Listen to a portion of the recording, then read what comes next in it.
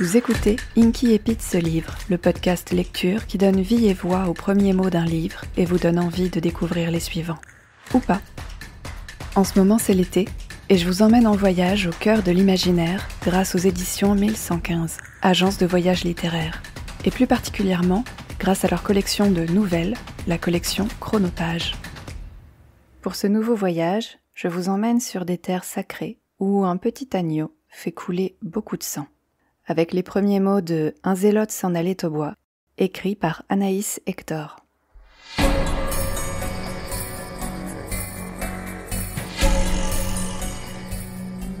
À l'instant où son fer pénétra la chair impie, un frisson de joie lui parcourut l'échine. L'ivresse titilla chaque fibre de son corps et abreuva son âme. Galvanisé, l'agneau gémit. Son amour le submergeait, sa grandeur, sa toute-puissance. En dépit de l'extase, pourtant, l'agneau serra les dents. Il réprima un sourire béat et, se rappelant à son devoir, sectionna le cou d'un geste vif. Quelques gouttes de sang carmin se mêlèrent sur sa joue aux larmes de joie. La tête séparée du corps hérétique roula sur la terre gorgée de pluie. Un de plus. L'agneau tomba à genoux. Il lâcha son épée et, des deux mains, s'empara de la figure mécréante. Il en embrassa le front, entre les deux yeux révulsés, sans se formaliser des sillons rouges que la fourrure rêche laissait sur ses doigts et ses lèvres. « Oh, mon frère !» se réjouit-il. « Ta fortune est faite, ami, en me mettant sur ton chemin. Celui qui hante t'ouvre les portes de son cœur.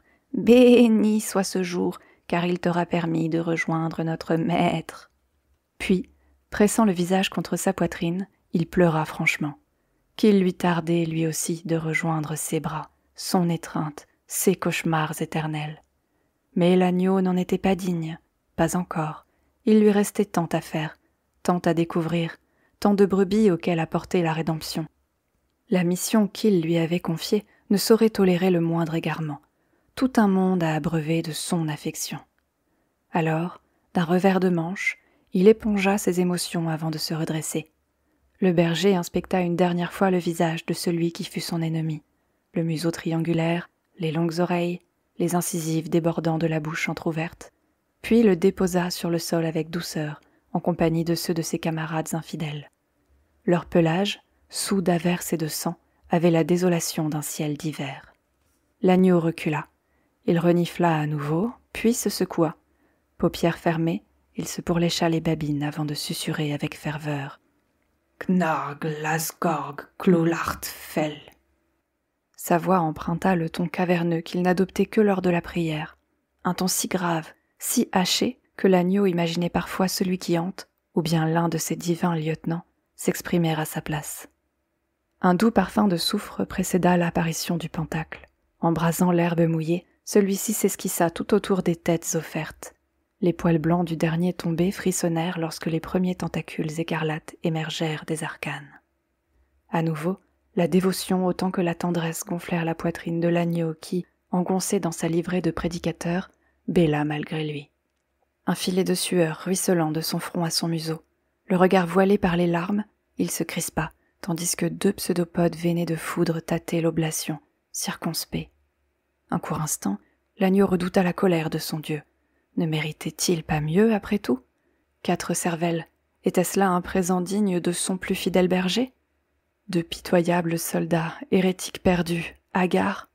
L'affection du maître de toute chose ne valait-elle pas davantage qu'un quatuor d'ennemis devenus frères ? Mais enfin, un 3e appendice jaillit du néant et se leva autour de la tête offerte.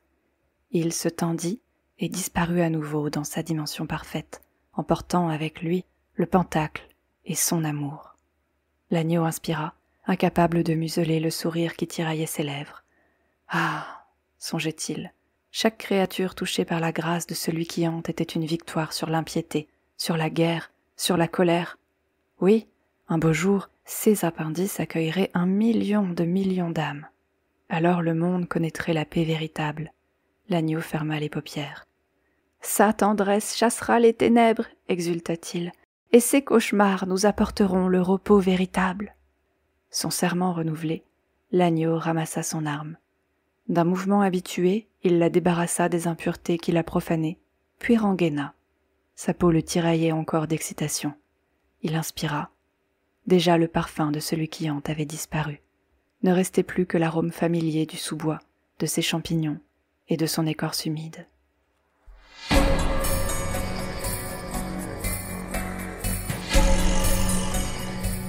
Merci de m'avoir écouté jusqu'au bout. Si vous avez passé un bon moment, si vous avez envie de lire cette nouvelle en entier ou de l'écouter en entier, dites-le moi. Dites-le aussi à votre plateforme d'écoute et n'hésitez pas à partager le podcast avec d'autres amoureuses et amoureux des mots. À très vite.